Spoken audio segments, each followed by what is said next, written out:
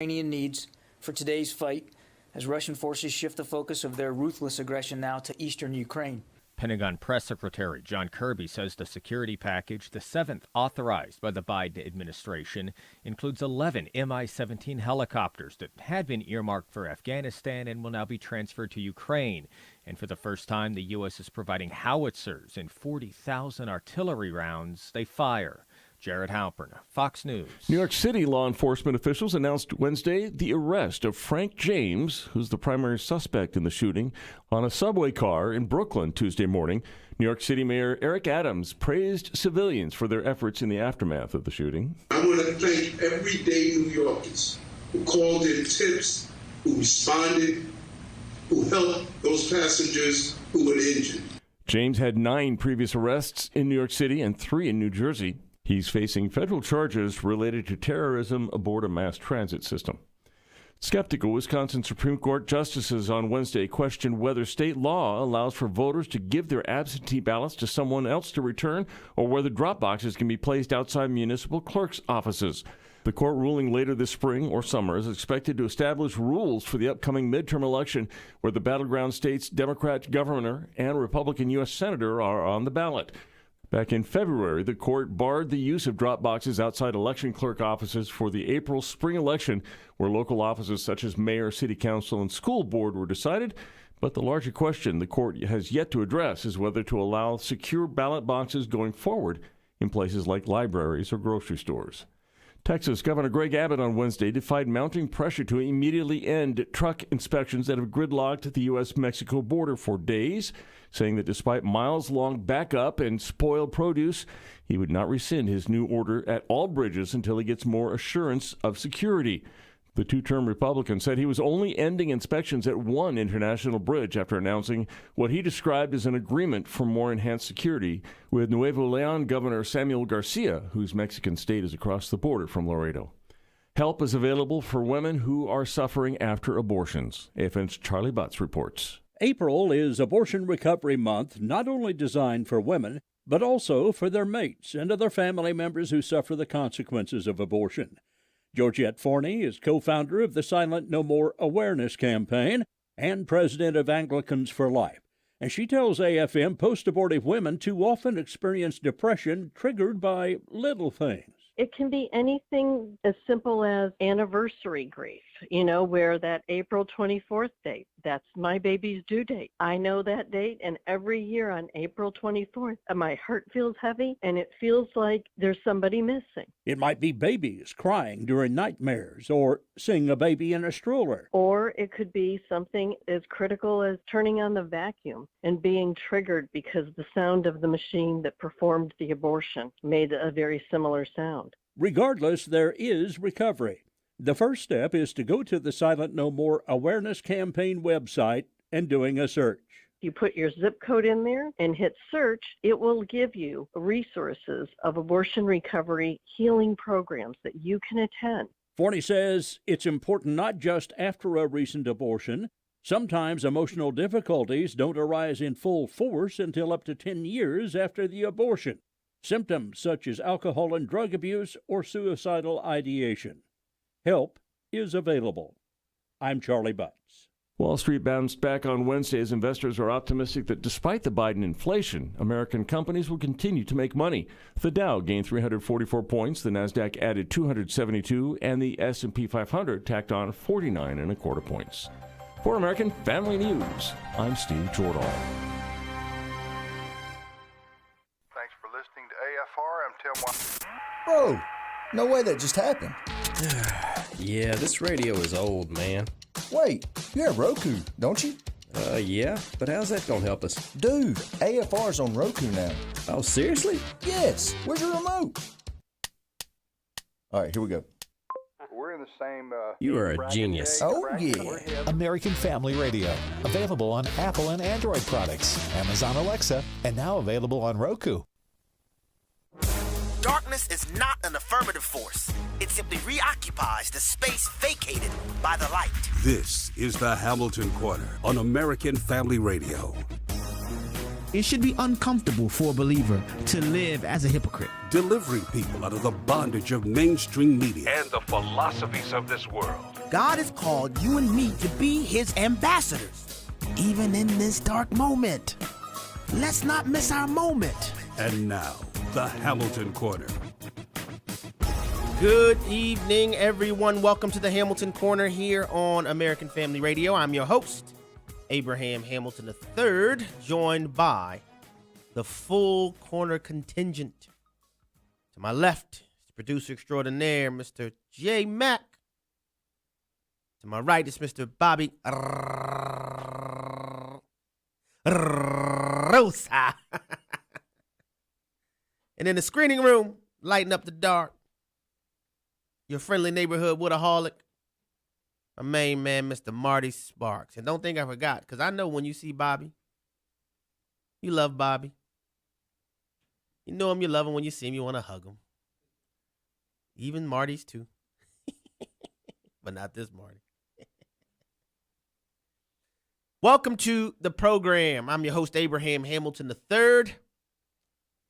This is the place where we remind you, we endeavor to remind you every day, every opportunity we get to open these microphones, that what goes on in your house is far more important than what goes on in the White House. I know for some that may seem redundant, but I find it to be necessary to offer this reminder on a daily basis, frankly, because of how effective the world has been and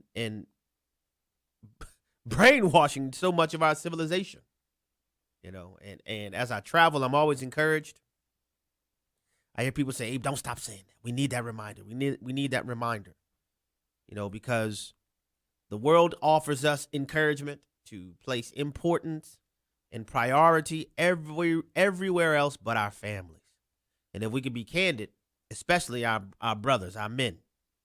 You know, for so many of us, our identities are consumed and wrapped up in what we do to generate income. There's a part of us that God made us to be wired in that direction, but it's important to note, anything that is good can become an idol. So yes, God calls husbands and fathers to be protectors and providers, but the Lord does not call us to idolize protecting and providing. Just as, you might want to send this news flash to the feminazis around the world, just as God made mankind qualitatively equal, men and women are qualitatively equal. However, we are complementarily distinct from one another. There are things that women can do that men will never be able to do. There are things that men do that women will not be able to do. Contrary to the politically correct narratives of the day, mankind and womankind are not equally exchangeable amalgamations of humanity that can just be replaced by each other. Can't happen. Case in point, a man will never give birth to a baby. Now, I know the National Institutes of Health and the socialized medical proponents around the world who want to say, well, we can no longer say birthing moms or mothers delivering babies, mothers, because we now have birthing people. Objection. We do not have birthing people. We have women who give birth. This is why no matter how much clothing, no matter how much medication, no matter how many surgeries one may endure or pursue, women who claim to be men will never have a prostate. Listen, let's just be real. This is not to be insensitive to people who struggle, but you have to understand what's going on. The world is trying to tell people who are struggling that they don't need to struggle. The world is trying to say, hey, no. It's not that you're having difficulty embracing who God made you to be. It's that that's not who you were meant to be. God made a mistake. See, you're a whatever trapped in the other type's body. Oh, no. See, what the world is saying without saying this every time it's stated, what the world is trying to say repeatedly is that, oh, God makes mistakes. And because God makes mistakes, if you believe in a God, we are well within our right as enlightened, erudite humanity to question God at every turn, on every issue, and as often as we can. Now, I know they're not saying that every time, but that is nonetheless what they're saying.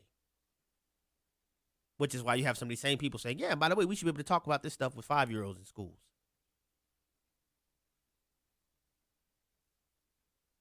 What goes on in your house is far more important than what goes on in the White House. I mentioned men idolizing work. Women very easily can idolize motherhood. I've seen it. I've seen it. And it's glorious. It's a blessing to have children. But God doesn't want us to idolize our children. This is why we have to always keep things in the proper perspective. And so I remind us that the things that transpire in our homes are far more important than what goes on in the White House. I remind us that what you do for a living to generate income is your part-time job. Your full-time job is outcome cultivation. Outcome cultivation is our full-time job. Every Christ follower is assigned and required by God to participate in disciple making. That includes evangelism. You can't make disciples without evangelism. But discipleship requires, the commission is to make disciples. So yes, praise God for the opportunities we have, whether we're business owners or whether we're employees or employers. But let's keep the main thing the main thing. The main thing is Christ and what he requires of us. And by having that proper perspective, it allows us to have a proper understanding of where we should place our occupations, income-generating occupations, and where we should place the vocation of serving our families. Family service is full-time. All right, to the Word of God we go. We're going to go to the book of Philippians. We're going to continue on with the same theme I've been talking about all week, because this is something the Lord has impressed upon me and continues to impress upon me. Whether you like it or not, if you are a member of the Lord's remnant, we are increasingly moving to that time where we're already a minority. Let's just keep it a buck straight out of the gate. This is why I always say there's a distinction between church attenders and Christ followers. Not all church attenders are Christ followers. I'm just telling you straight up. That's why the Bible talks about a remnant over and over and over and over again. We're increasingly moving into an era to where the Lord's remnant in our country is becoming a persecuted minority. The persecution, by and large, is rhetorical at this stage. It's not yet physical, but it's certainly moving in that direction. And the Lord told us in his word, all who desire to live godly will face persecution. Guys, look, this is not a 1970s song, but you can sign, seal, deliver it. It's yours. All who live godly will face persecution. The only question is what type of persecution and what context and what degree and to what degree of intensity. But the reality is all who live godly will face persecution. There's no sidestepping that. There's some who want to advocate for and embrace this notion of a persecution-less gospel.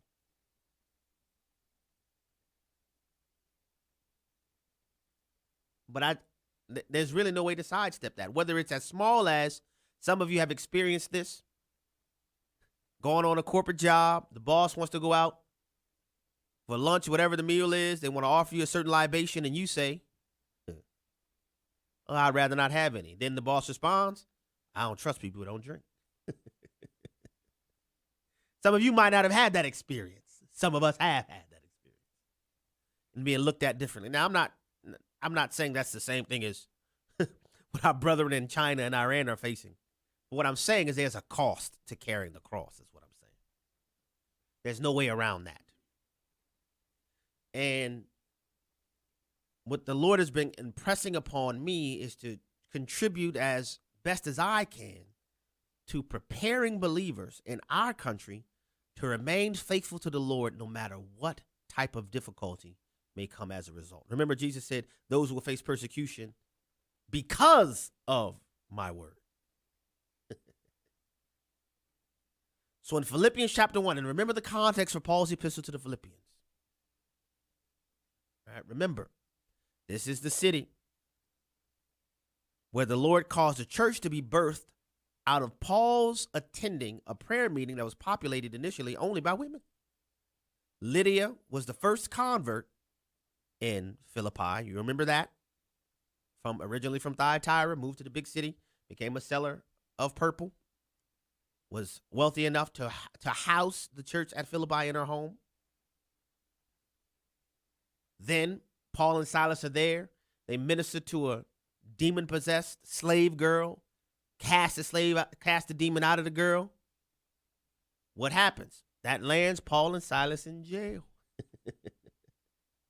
Paul and Silas are beaten and jailed, yet they end up singing there. The Philippian jailer ultimately is converted to Christ, to the way of Christ following there.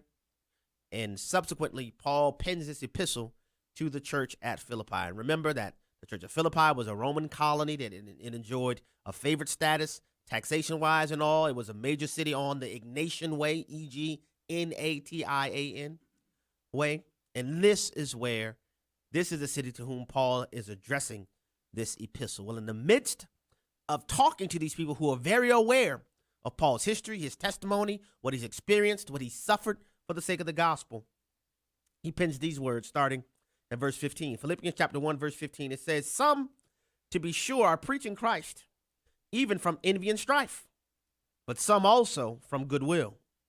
The latter do it out of love, knowing that I am appointed for the defense of the gospel. The former proclaim Christ out of selfish ambition, rather than from pure motives, thinking to cause me distress in my imprisonment." I'm not going to spend a whole lot of time on this, but I'll just say this.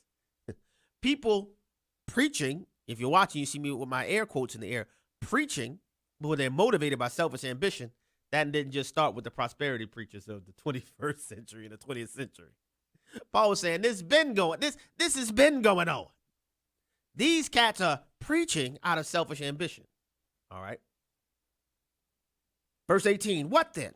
Only that in every way, whether in pretense or in truth, Christ is proclaimed. And in this I rejoice. Yes, and I will rejoice.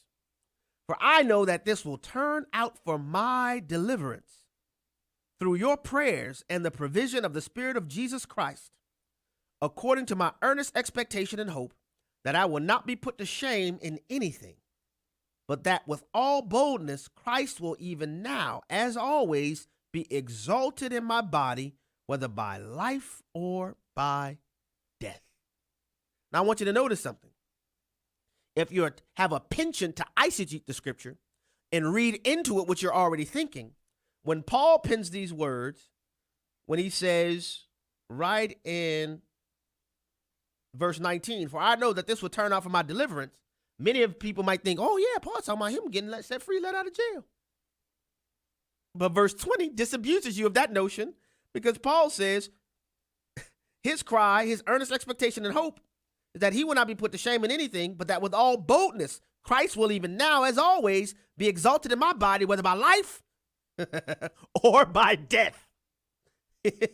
Paul is not describing his deliverance as being liberated from Philippian incarceration. His description of deliverance transcends the temporal. Then he goes on. Let me hurry up. Verse 21. Paul then punctuates that previous statement I just read by saying, "For to me to live is Christ, and to die is gain. But if I am to live on in the flesh, this will mean fruitful labor for me, and I do not know which to choose. But I'm hard pressed from both directions, having the desire to depart and be with Christ, for that is much better.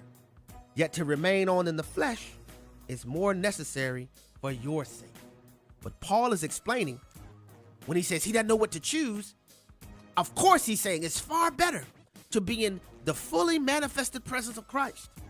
But because I love Christ so much, I know he has appointed me as an apostle to the Gentiles. So to remain in my body on this side of eternity is fruitful labor. So I'm pressed in on both sides. And what I am saying, that this is the proper disposition for the Christ follower. Our cries of Maranatha, "Come Lord," must be wholly rounded, that we love Christ, but we want to obey him at the same time. Bible hope is expectation. Pastor Joseph Parker. And you know, it's important to understand a Bible definition of hope, because I think too often in the world, people will try to make you think that hope is simply a weak wish. But understand, Bible hope is expectation. Bible hope is expectation that God's word is going to come through for you, a belief and expectation that God is going to do what he said. And that's how we put our faith to work, living a life full of great expectation that God is going to do exactly as he said.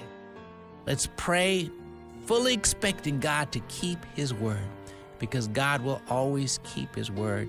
Our job is to believe that God is always going to do his job. Joseph is host of the Hour of Intercession, heard weekday mornings at 3 Central Time. Find the podcast at afr.net. Let's see, if something costs less, but people are happier with it, that sounds like something to look into, and that's MediShare. Maybe you've heard switching to MediShare to pay for healthcare can save the typical family $500 a month, and that's huge, but it's also true that people are way more satisfied after making the switch, too. The customer satisfaction rate for MediShare is double that of the typical health insurance plan. Double. MediShare works. It's been around for more than a quarter century, and members have shared more than $3 billion of each other's bills. People love having telehealth and a huge nationwide PPO network. So, yeah, you can save a ton and like it better. Imagine being happy with how you're taking care of your health care. So if you're self-employed or part of the gig economy, or you just want a plan you're happy with, you can call right now and get a price within 2 minutes. A very, very smart use of 2 minutes. Here's the number you need. 833-44-BIBLE. That's 833-44-BIBLE. 833-44-BIBLE. When this mom ended a bad relationship, she found out she was pregnant.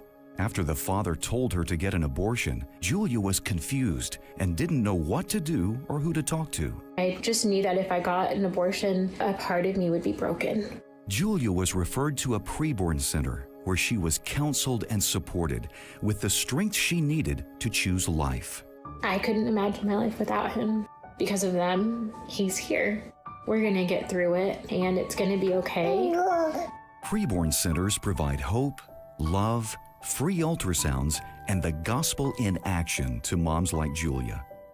To find out more about the ministry of Preborn, visit them online at preborn.com. Again, that's preborn.com, or dial pound 250 and say the keyword baby. That's pound 250 and say the keyword baby. Your love can save a life.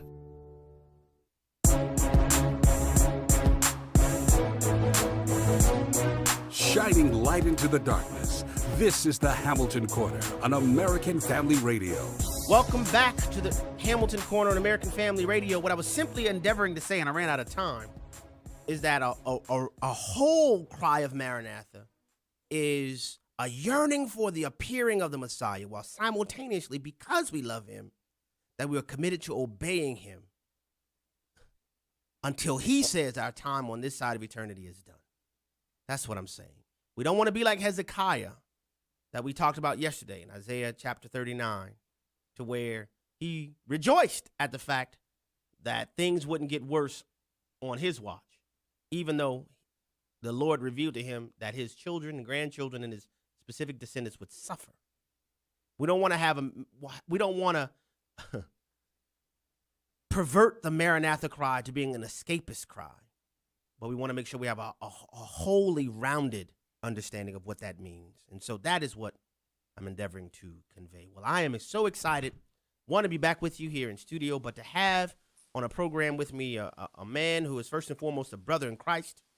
He's a man who I have learned from greatly, and I continue to learn from greatly, who's been a blessing to our country.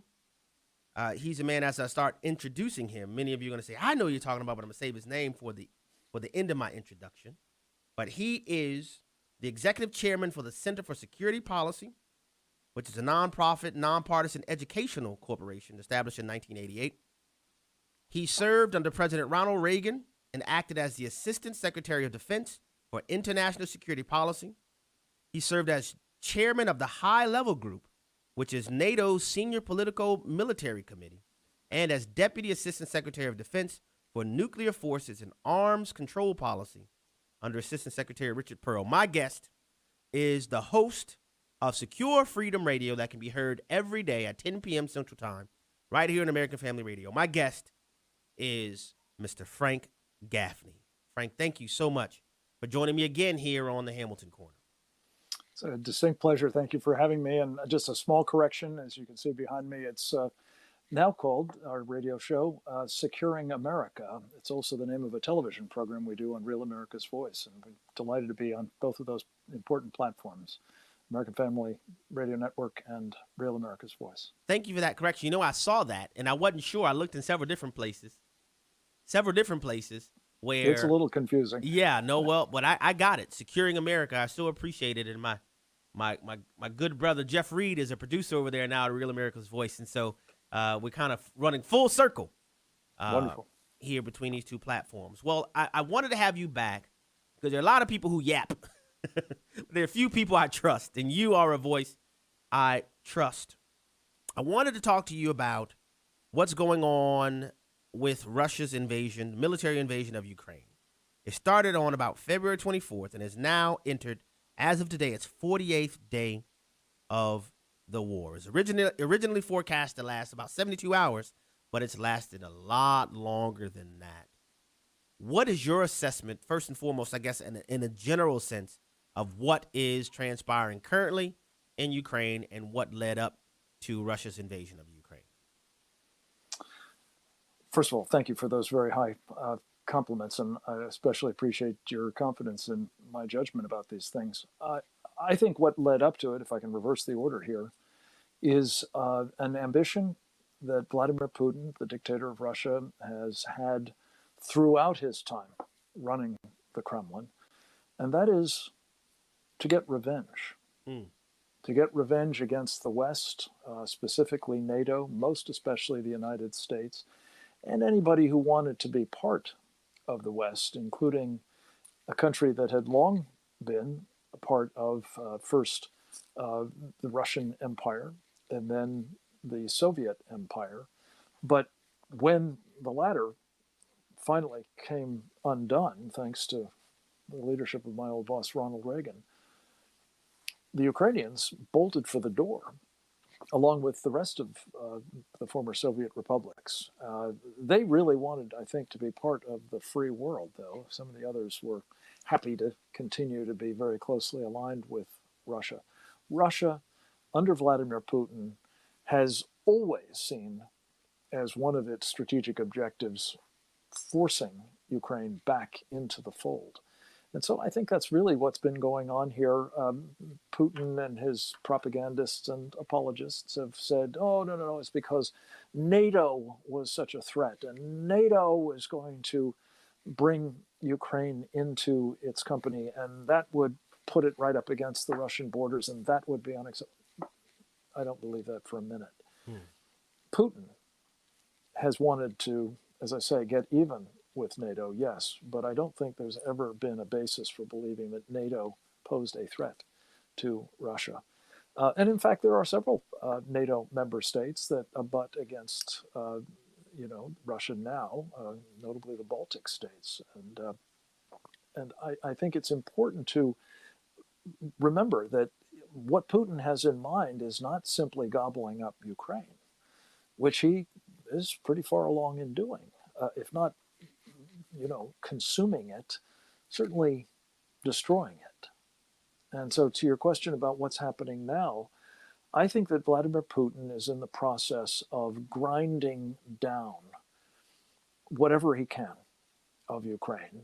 He won't be satisfied, I think, until he essentially renders it a wasteland, more or less, having driven most of its population out of their homes and cities, having destroyed a fair number of them. And what he hasn't yet, I think he has his sights set on doing in the days ahead.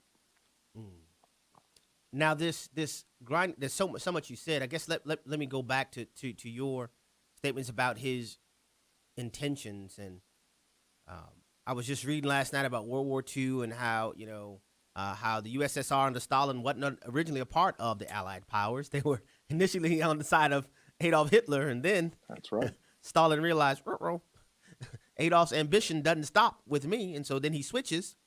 But then shortly after the conclusion of World War II, a lot of people forget this part of history. There was almost an immediate pivot, relatively speaking, to Russia trying to really solidify its hold in terms of which portions of Europe would remain communist and which would be liberated. And we ultimately know that, as you said, your former boss, Ronald Reagan, who memorably told Mr. Gorbachev to tear down that wall, but all of that started, even the erection of that wall, almost immediately after World War II. And so when you say that Putin seeks revenge, I just want to spend a little bit more time talking about that, because I've heard the people talking about, well, Putin is only responding to NATO aggression and things of that nature. But you just said NATO hadn't indicated in any fashion that that NATO has been a threat to Russia. So just if you don't mind, just drill down a little bit more on the vengeance notion of Putin's motivations, because many people have said he wants to reestablish the USSR, but they may not be aware of the vengeance component of that assessment. Yeah.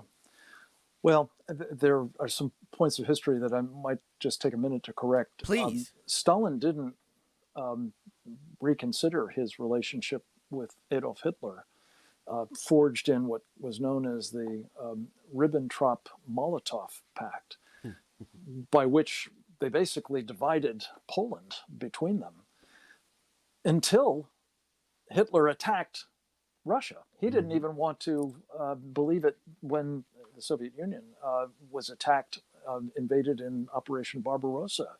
It took him a while to come around to the reality that Adolf Hitler had broken that pact and was determined to destroy the Soviet Union as well as conquer the rest of Europe.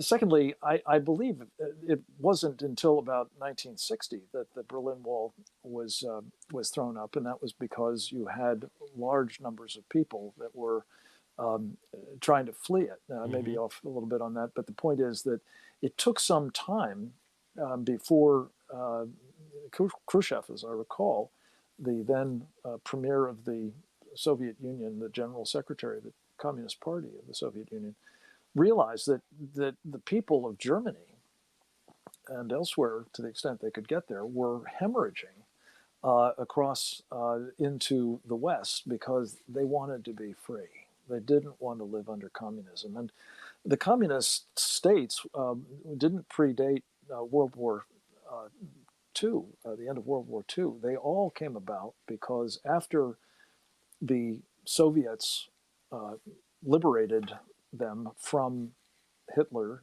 and his occupation, they began the process of trying to install communist puppet governments in them. So it was a sort of period of time in which this thing evolved. But the main point, which you've got absolutely right, is what we're seeing now is a man who has believed, and he has said so repeatedly, that the worst catastrophe of the 20th century was the end of the Soviet Union.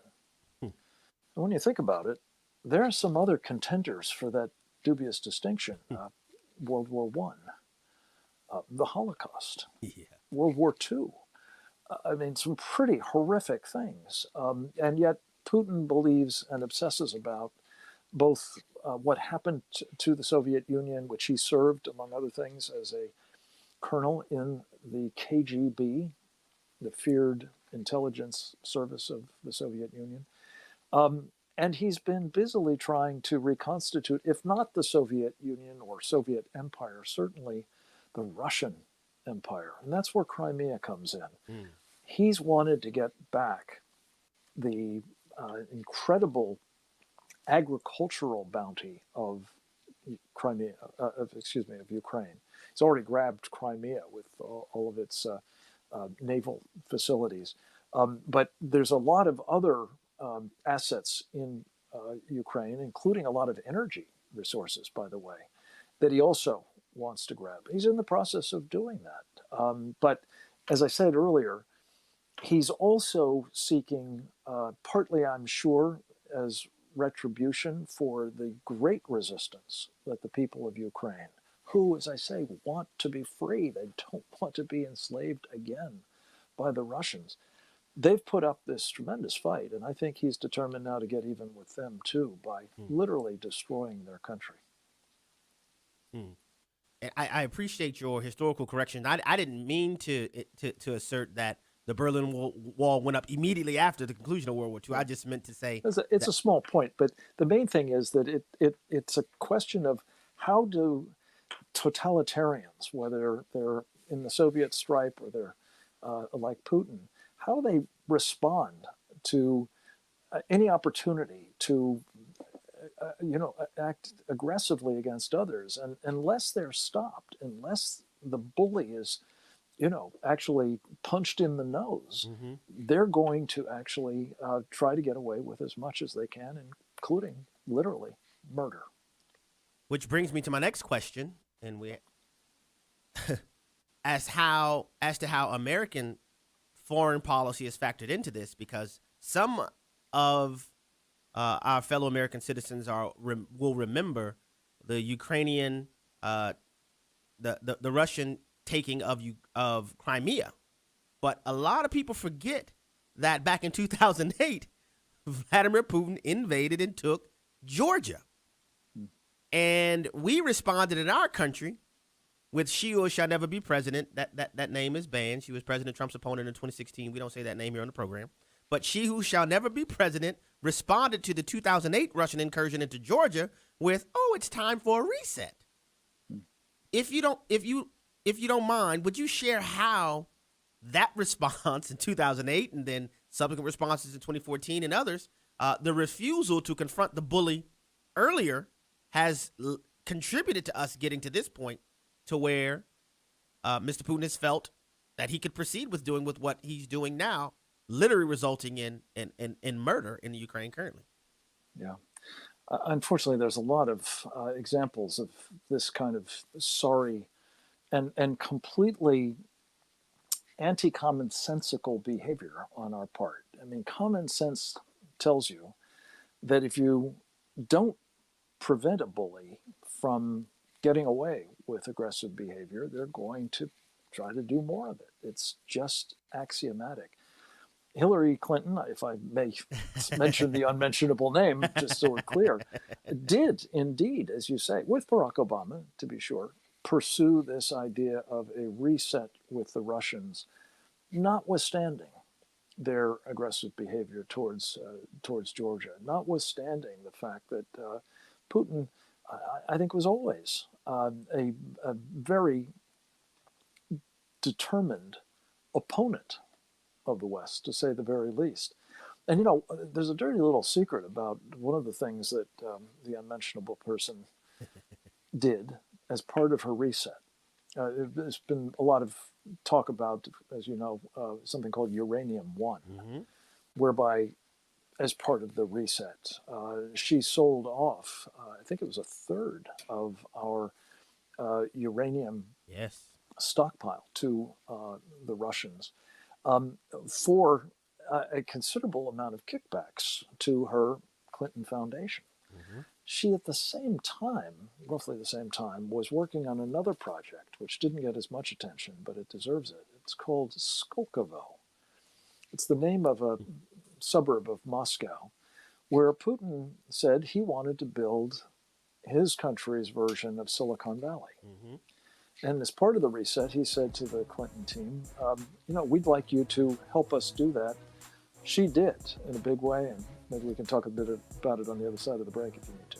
Yes, that is exactly where I'd like to pick up, on the other side of the break, in describing the eager willingness, of course, with a little bit of pockets padded through the Clinton Foundation, to build a Russian Silicon Valley, and within the context of the reset that does not get enough attention. You are listening to the chairman of the Center for Security Policy and host of Securing America radio and television program, Mr. Frank Gaffney, a man who I appreciate and respect, and frankly, who I believe is a treasure, an American treasure. Stay tuned to hear more from Mr. Gaffney on the other side of the break.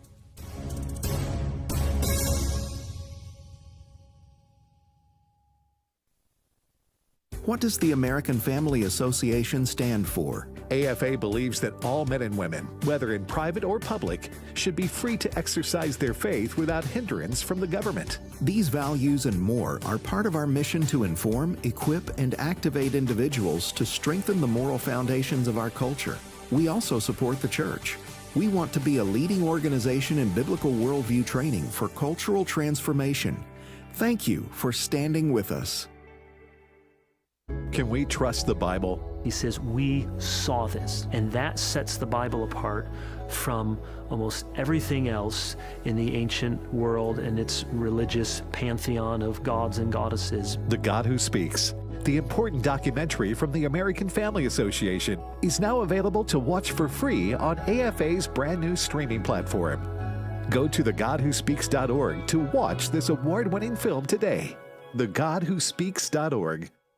If you are 65 or older, you know this. It's really frustrating to deal with out-of-pocket medical expenses, watching your hard-earned dollars just flying out the window. Well, here's something that can really help, and it's worth taking a minute to look into. Medishare has a new option called Medishare 65 Plus. Medishare is a community of Christians who share each other's healthcare bills, and it really is a community. People encourage and pray for each other. And Medishare 65 Plus is a low-cost option for those with Medicare Parts A and B that fills in the gaps where Medicare stops. You can lock in one low monthly price for up to 10 years. It's great for peace of mind. And you can use your Medicare-approved doctor and get prescription savings, dental and vision savings. Very worth looking into, and it's so easy to find out why people rave about the customer service at Medishare. They're great to talk to on the phone. Here's the number. Call 833-45-BIBLE. That's 833-45-BIBLE, 833-45-BIBLE. Hello, Americans. I'm Todd Stern. Stand by for news and commentary next. Are you looking for a university that provides a quality Christian education with excellent academic and athletic programs? Well, I want to invite you to visit Liberty University, where they offer multiple visiting opportunities to fit your schedule. Plan a visit to their Central Virginia campus and stay for an afternoon, a day, or an entire weekend. You can also take a virtual tour from the comfort of your own home. Plan your visit today by texting Go Visit to the number 49596. Again, that's Go Visit to the number 49596. Well, the governor of Texas is a man of his word. A few days ago, the governor announced he would be loading illegal aliens onto buses bound for Washington, D.C. Today, the first bus arrived just a few blocks away from the Capitol building. The illegals came from Colombia, Cuba, Nicaragua, and Venezuela. The White House says Governor Abbott has no legal authority to send illegals across state lines, but the governor doesn't seem all that concerned, and for that matter, he has full legal authority to protect his citizens from the invading army of illegals. As many as 500,000 illegals a month are expected to surge the border in the coming days. Many Texas border towns say they can't handle the influx. And that's why Governor Greg Abbott decided to commandeer 900 buses and start a caravan eastbound and down. Good for you, Governor. Welcome to D.C., illegals. I'm Todd Starnes.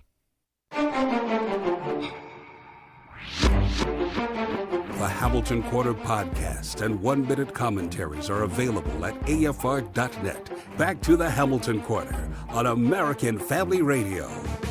Welcome back to the Hamilton Corner. My guest is none other than Mr. Frank Gaffney. Before we went to the break, you were explaining to us, which a phenomenon that doesn't really get as much attention as I believe it should, in showing not only during the time of reset under She Shall Never Be President, of the sale of uranium, but also her investment in aiding Vladimir Putin in Russia to build, which you gave the name Skolkovo, which would be a Russian counterpart to Silicon Valley. Yeah, well, that was the idea, at least in Vladimir Putin's head. What it translated into, though, was the transfer of a lot of very sensitive American technology, much of it dual use, that is to say, militarily relevant as well as potential commercial value. In fact, both Army and Air Force intelligence described what was going on under the rubric of this Skolkovo reset as essentially the open theft frankly, or acquisition at least, of militarily relevant technology by the Russians. And among them, just to give you an example, one example was hypersonic missile technology. And as you probably know, hypersonic missiles are now in the Russian arsenal pointed at us. They've in fact used one or more in Ukraine, I think, just to demonstrate that they've got them. But they're definitely the kind of thing that they envision, Vladimir Putin does, using to deliver, among other things, thermonuclear weapons against this country. And currently we have neither any counterpart. It was our technology, but we don't have those kinds of missiles in our own inventory. And neither do we have any defense against them. So this is a place where, to your point, we've witnessed Hillary Clinton selling seed corn technology of the United States to an enemy. I think there's no question about it. Vladimir Putin is an enemy. But to the benefit of her Clinton Foundation, because the people who sold that technology to the Russians made generous contributions to the foundation. So it's a classic pay to play. It's one of the reasons why she will never be president of the United States, thank God. But it's also one of the things that has contributed to, I believe, the emboldening of Vladimir Putin to believe that, particularly with a guy like Joe Biden in the White House, he can, as I said earlier, get away with murder. Now, as this is happening, as Mr. Biden attempted to describe the United States of America in one word, but it ended up devolving into an almost indecipherable word salad that culminated with him saying he was in the foothills of the Himalayas with Xi Jinping. You have China, which is clearly fast friends with Russia, standing and watching this. How do you think this impacts or even emboldens China to take an even firmer stance in hostility against the United States? Well, the Chinese Communist Party is at war with the United States. Most people don't know that. But I was going to say that one more time, because I don't think a lot of people realize that. Back in May of 2019, on the pages of People's Daily, mouthpiece for the Chinese Communist Party. Uh-oh. Did we lose Frank? I see he's still talking, but I don't hear him, because I was going to ask another question. I was going to ask him about the bioweapons labs in Ukraine. Let's see if we can get him back. I don't know what's going on. But yeah, I wanted to hear his answer to this question, and I also wanted to ask him about the biological weapons labs in the Ukraine, what he knows about that. And then another question that I had was, what does he think we, the United States of America, need to do now at this point? My guys are trying to get him back on the line, but in the meantime, or get him back, he's actually not on the phone line, but on Opal. Yeah, thank you all. I couldn't hear him anymore either, so we're trying to get him back on. Man, it was just getting good. Somebody didn't want to let these answers come out. Okay. But this is happening all across, not just one platform or another. But this is vitally important, and you guys know I often say that we don't want to have short memories here in our country about what's going on. We have Frank back on.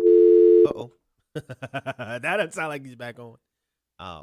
I'm asking these questions not to simply go down a mundane road towards history, but with the 24-hour news cycle, this consistent stimulation, people have short memories. We are always caught up in the moment, and we often forget what has led us to the moment so that we can recognize where we may have made errors in the past and avoid repeating them. But if we continuously rush on to the next thing, to the next thing, to the next thing, to the next thing, we never have a time to reflect on what has happened that led to us getting to these particular moments. So I think we have Mr. Gaffney back on. I thought we did. That's twice. Oh boy, I guess I'm gonna have to just set up another interview with Mr. Gaffney. But it's important to get this information out and to know the things that led up to where we are, because we don't want to keep repeating the same thing. Insanity is doing the same thing and expecting different results. That should apply in our personal lives. It applies to policy issues. It applies to our efforts and our commitments to do, ministry. If we keep doing the same thing and want different results, there has to be an adjustment in what we're doing at some point. I shared, this is something the Lord was just ministering to me about, and just personally.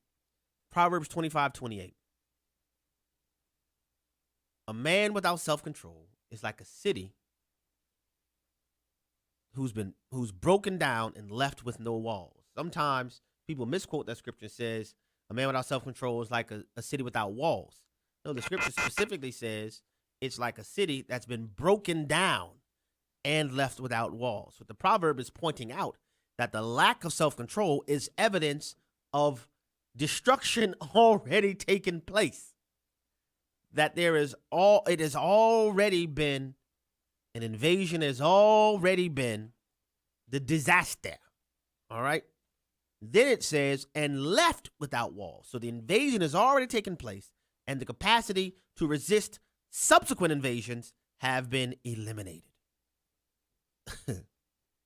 And it's amazing that the way that proverb reads, that, what the active agent is in the destruction of the city? It's the individual's lack of self-control. Now, if you recognize that, well, first let me say this.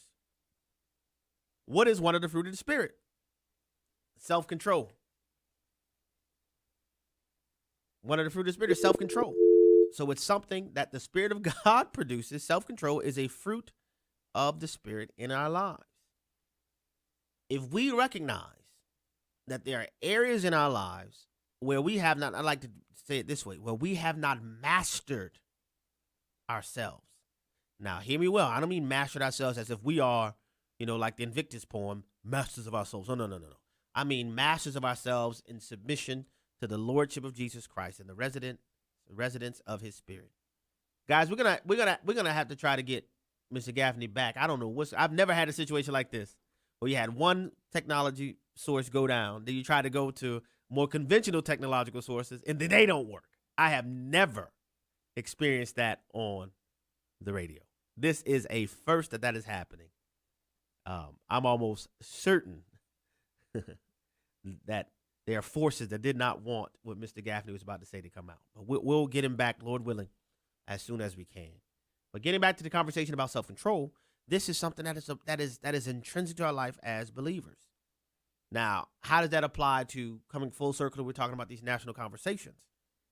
You have a lot of people that, for the sake of partisanship, that they do not want to, lift up the hood, so to speak, to look behind the curtains, whatever metaphor you want to use, and see what has happened. What has happened? One of the casualties, the grave casualties of the hyper-partisanship we have in the United States of America now is that we have people who functionally, I don't mean by their profession, but who functionally elevate their partisan commitments over the country as a whole and are all too unwilling, okay, y'all give me the thumbs up, are all too unwilling to do the honest examination of policy initiatives and actions that have been taken by your side of the fence, so to speak, because of your commitment to your side of the fence. Well, that doesn't help our country. It doesn't help our country. And we should all be willing to be honest about what has transpired, because it's not, in order to strengthen the nation as a whole and to best serve what I would argue are ultimately gospel ends. One of the things that has allowed, let me say it better. One of the things that has been a critical feature of the liberty and freedom that we have enjoyed in the United States of America is that we have historically been the source of the most missionaries in the entire world. I think we have Frank back. I think I can hear him. All right, we run out a lot of time since we had that little hiccup. But you're back with us, Mr. Gaffney. If we can, in a minute, I know this is a really unfair question, but to restate what you were saying about the Communist Party and the Chinese government. The Chinese Communist Party is at war with us, not because we want it to be, but because it seeks world domination. It makes no secret of that, and we are the most important impediment to the realization of that goal. I started to say, in addition to declaring a people's war on us back in May of 19, they have, for the 20 years before that, pursued what they call unrestricted warfare. Again, most Americans are unaware of this, but it helps explain what they've done to our economy, what they've done to our culture, what they've done with elite capture of our politicians and media and businesses and finances. And in short, they're the most dangerous enemy we've ever faced, and we have to be clear about that threat. We have to be putting ourselves on a war footing to contend with it, and we must prevail, because we will lose our country if we don't. And I would include in that even their refusal to share information with the rest of the world when they knew the coronavirus was percolating in Wuhan, China, and wouldn't share with the rest of the world. Yeah, well, I think it was a biological warfare attack against us, and unfortunately that's part of their doctrine, because they seek to use biological warfare, if you can believe it, yes, to depopulate this country so that they can colonize it and, of course, remove it as a threat to them and impediment, as I say, to their global ambitions. There also have been reports about the discovery of biological weapons labs in the Ukraine. Would you be able to share a little bit about that as quickly as you can? Very briefly, there were biological warfare facilities as part of the illegal covert Soviet biological warfare program in Ukraine and elsewhere across Russia and other states of the Soviet Empire. What we did after the end of the Cold War was go into such facilities, try to keep their scientists employed, not doing biological offensive warfare, but doing research to engage in defenses against biological warfare attack. It was not necessarily the best of ideas, but that was the theory we were operating under, was a cooperative threat reduction scheme. I think a lot of those facilities are still susceptible to being abused, particularly in the Russians' hands. And the last question I'll have for you today, what, if anything, should the United States of America do to try to put at bay the threat from Putin in Ukraine, as well as you pointed out, the enemy that we have in China? Yeah. Look, that's a very important question, and one that I can't do justice to in a short period of time, but let me give you a couple of ideas as to what we should do. One is, I think we have to get back to energy independence in this country. A lot of other things will take care of themselves if we have that. I think we've got to be mindful of the impending threat of famine, increasing our production of food and making sure that we've got enough for our own people, and hopefully to help alleviate the suffering that's coming to a lot of others around the world as well. And finally, and not least, we need to end Joe Biden's war on our military. This is a very dangerous world. It's the only military we've got. If we don't restore its morale, its unit cohesiveness, and its fighting trim, its readiness, not only will we be unable to deter some of these adversaries, the bullies we were talking about earlier, we will, I think, risk defeat at their hands. Ladies and gentlemen, Mr. Frank Gaffney, Executive Chairman for the Center for Security Policy and host of Securing America Radio and Television. Look him up and listen to him. The views and opinions expressed in this broadcast may not necessarily reflect those of the American Family Association or